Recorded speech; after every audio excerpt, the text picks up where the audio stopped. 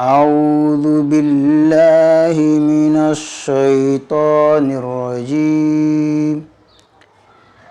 بسم الله الرحمن الرحيم. قال إني عبد الله آتاني الكتاب وجعلني مباركا أينما كنت وأوصاني بالصلاة والزكاة ما دمت حيا وبرا بوالدتي ولم يجعلني جبارا شقيا والسلام علي يوم ولدت ويوم أموت ويوم أبعث حيا ذلك عيسى بن مريم قول الحق الذي فيه يمترون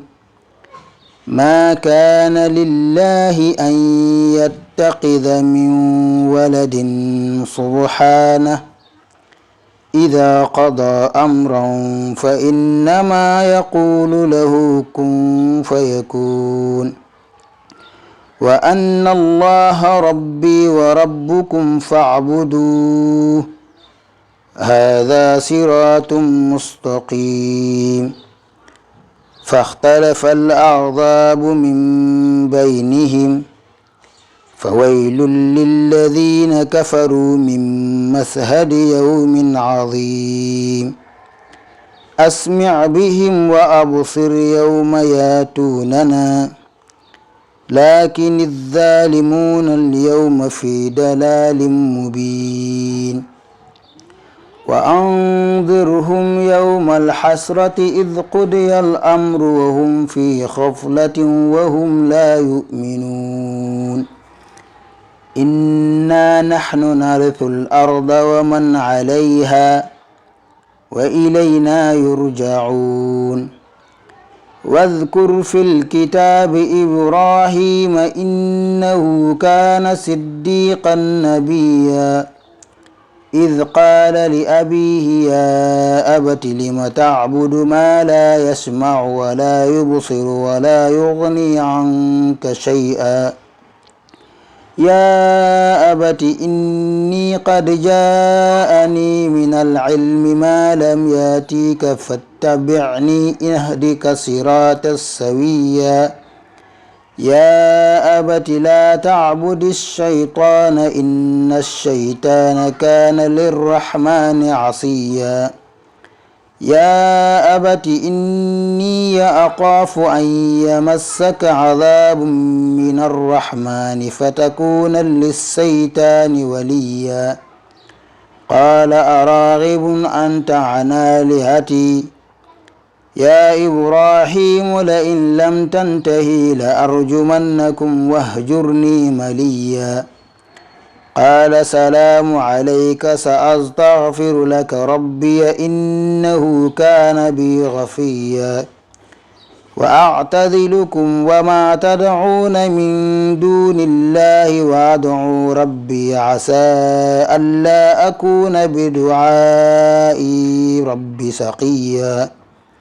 فلما اعتزلهم وما يعبدون من دون الله وهبنا له إسحاق ويعقوب وكلا جعلنا نبيا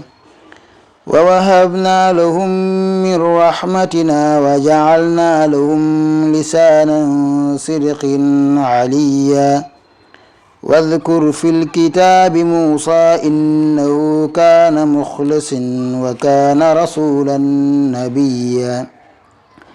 وناديناه من جانب الطور الأيمن وقربناه نجيا